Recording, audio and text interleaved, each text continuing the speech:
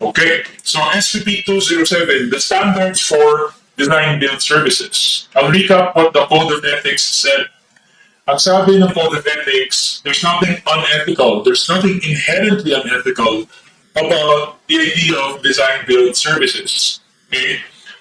Something rational, why do we perform this service? Sabi ng SPP, in any building project, there's a need to balance time, quality, and cost. Now, dapat balance yung time, quality, and cost. And in many cases now, this balance can best be achieved if the architect performs both the design job and the build job, the construction and the design.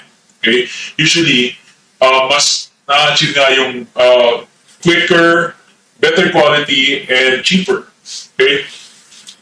Are we even qualified to do this? Are we even qualified to take a direct role in the construction? The answer is yes. Again, if they ask you, is the architect qualified? Probably yes. Because usually yes, you should go there.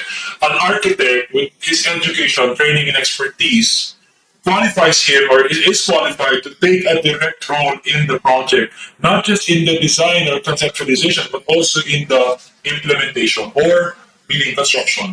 Hindi lang tayo qualified sa concept versus design, pati sa construction daw, we're qualified to take a direct role, meaning tayo yung magpo-construct. Okay? A design build arrangement is a good arrangement because it simplifies and expedites the process of project delivery and it's cost effective. It's usually cheaper for the owner kapag design build yung offering. Okay?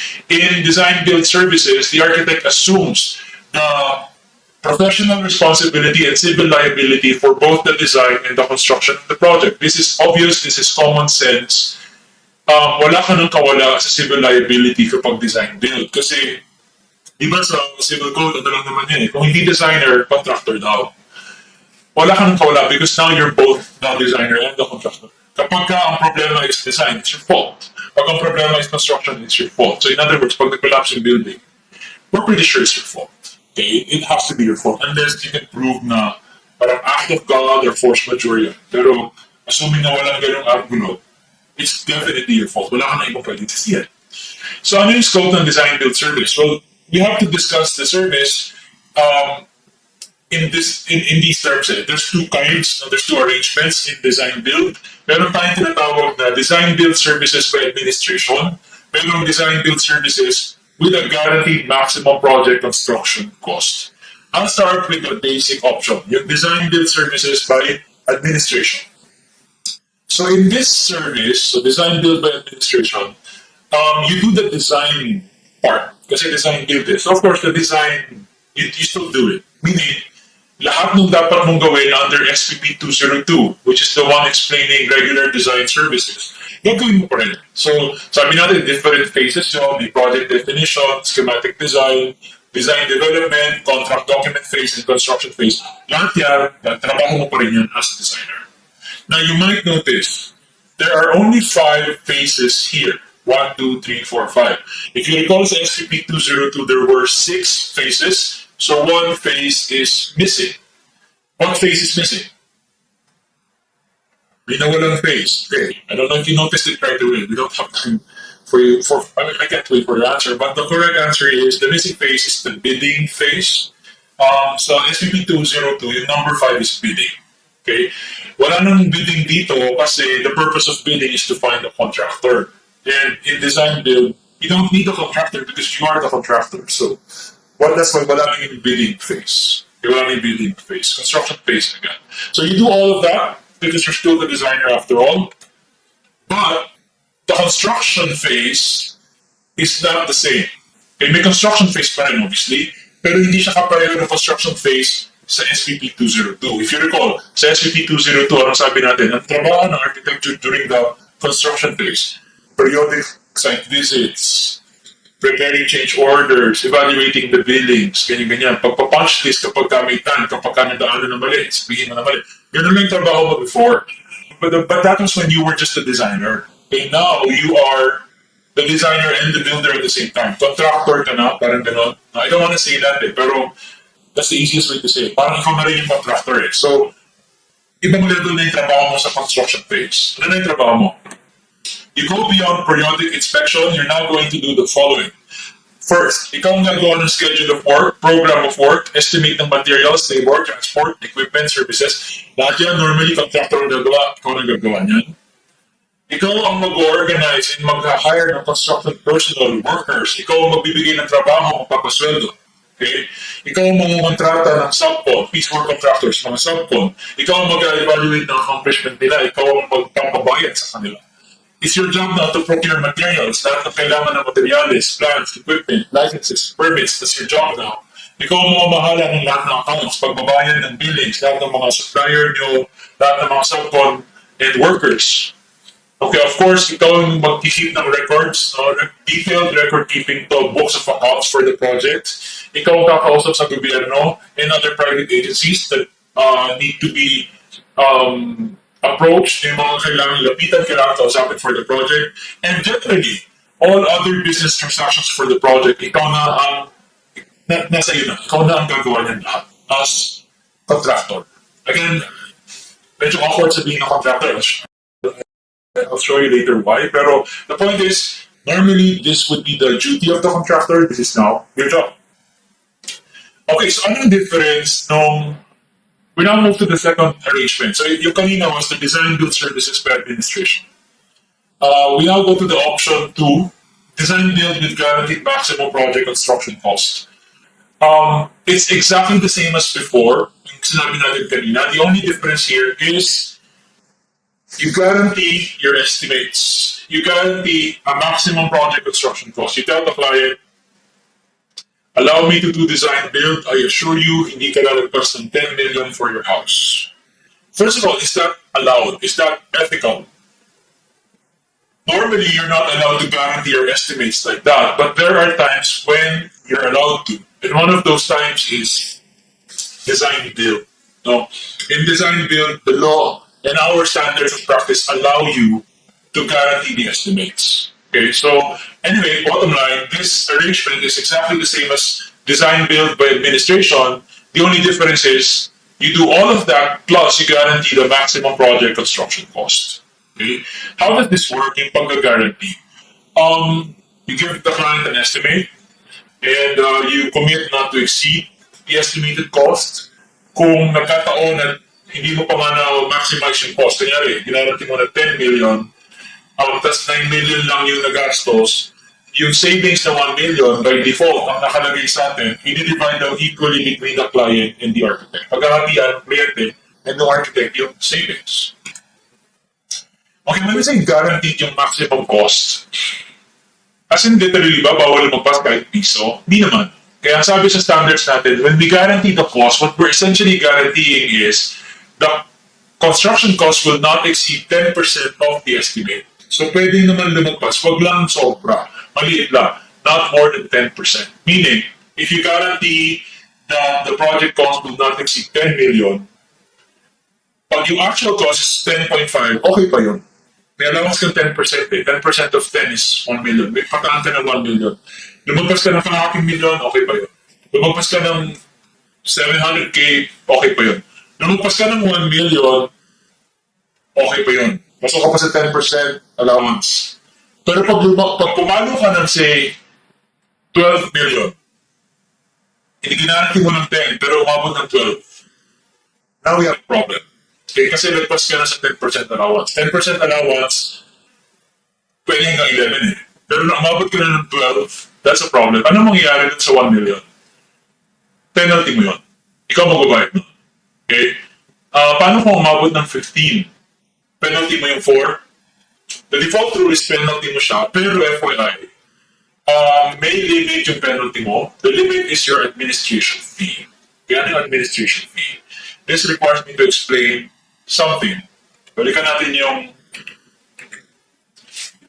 design and services by administration. Okay? The reason why I kept hesitating using the word contractor to describe you, no? Nag-render ka ng design build.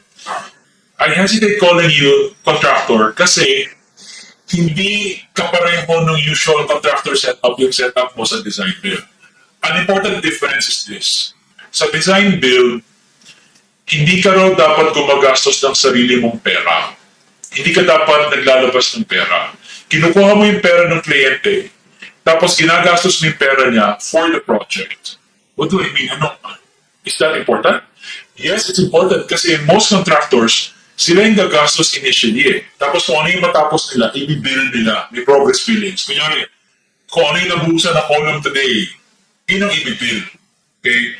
So, in the meantime, habang hindi pa nabibill, si contractor yung nagbili ng semento, bumili ng bakal, nagpasweldo ng tao. So, parang ginastosan niya yung columns na yun, di ba? Tapos, since tapos na, i-bill niya sa client. So, babayaran naman ng kliyente. Pero ganun kapag typical contractor yung setup eh. Pero sa design build, architect yung kinuha mo, design builder. The architect is not supposed to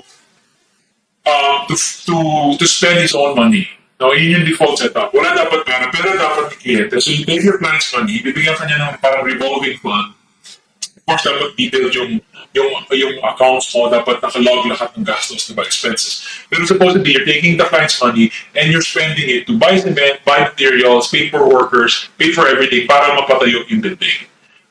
Why are we making this distinction now? Okay. Kasi, dun sa isang setup, yung sa contractor setup, so, bibili siya ng semento, bakal, papasweldo yung tao, ipapatayin niya yung building, kasi singilin niya si client. Right? Normally, yung singil niya kay client, may patong yun for profit. Hindi yung direct cost ng materials and labor, may patong yan. Okay? May patong yan. Doon yung kinukuha yung profit niya. Okay?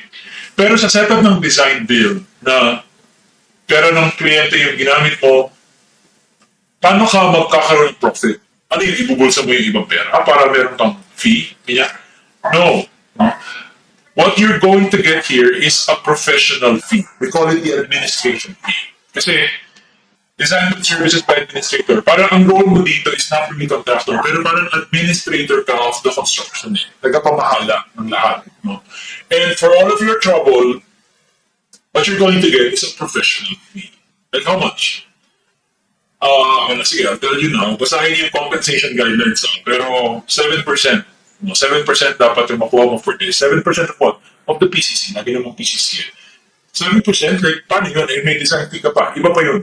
May design fee ka pa, single ka for design. And then for the build part, diba? Design, build. May fee ka for design, may fee ka for build.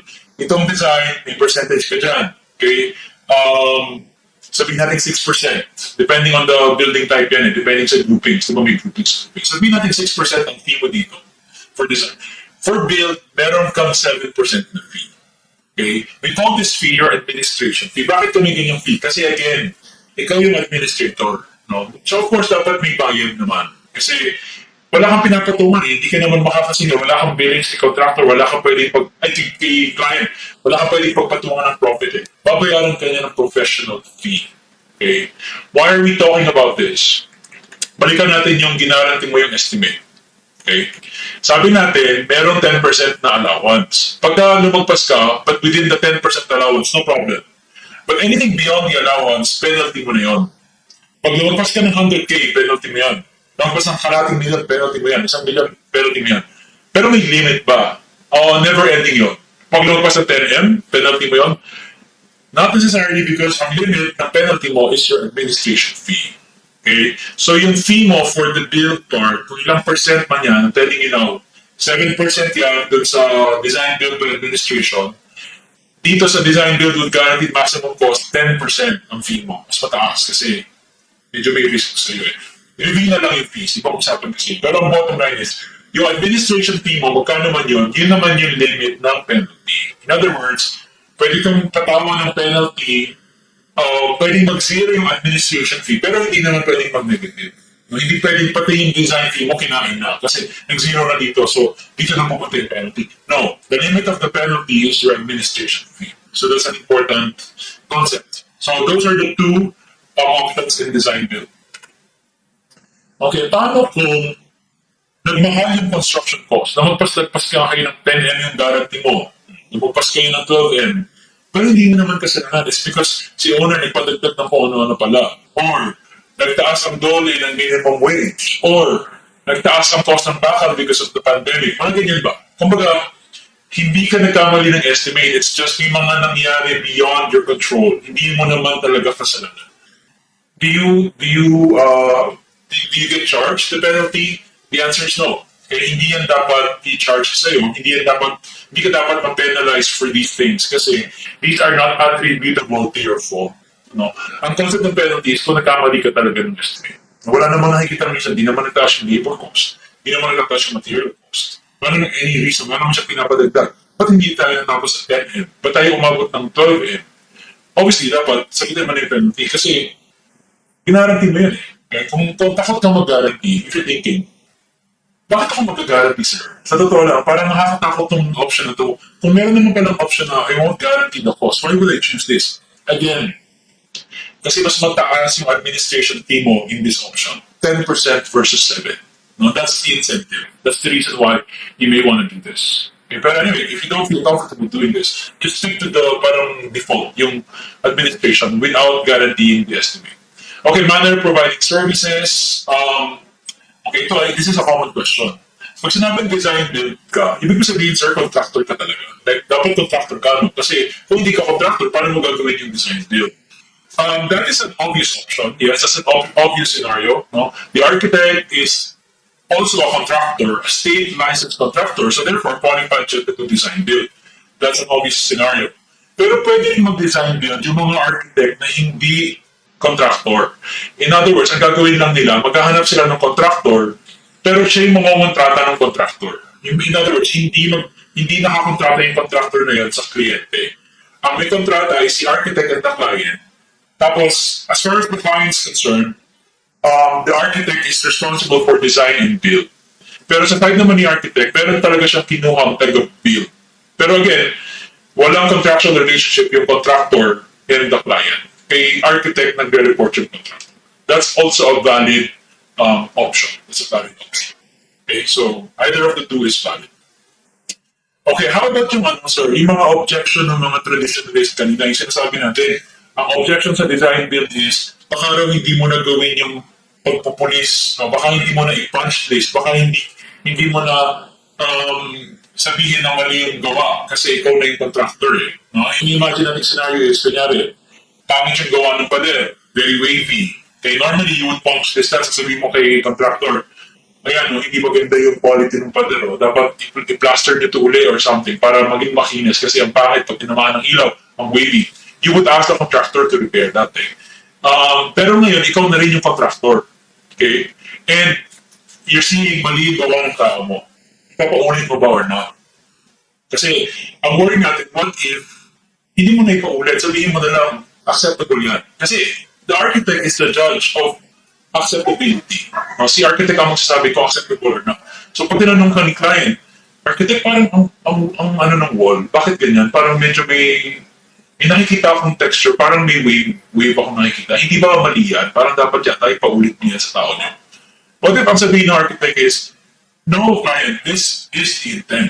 Okay, this is what we're going for. Na parang, I deliberately asked them to do this. I wanted the wall to be wavy because we're going for parang this mood, this vibe, this is the energy we're going for. No, we want a wavy wall. You could easily do that eh. Kasi again, you're the sole judge. You tell the client, this is acceptable, this is the goal, this is what we wanted. That's what we fear sa design build. That's where the objection comes from. So, is design build unethical or what? Ang sabi ng standards, design build is fine. There's nothing unethical about design build because gagawin mo yung trabaho mo as designer. Okay? You will retain your separate professional identity as an architect. Separate yung identity mo for design and build. Meaning, yes, ipapunch list mo yung pader. Yes, ipapaulit mo yan. Yes, even if it means you will have to incur the losses, no? Kasi gastos mo yan eh. Kayo nagkamali, kayo magtatama niya. Di ba yun pwede i-claim ng additional market client kasi kayo nagkamali. Pero ang presumption here is itatama mo yun because as architect, it's your duty to correct that, to punch this down, to tell the contractor, which in this case is you, to correct it. Okay, so that's the assumption here. And hopefully that's what you do. No?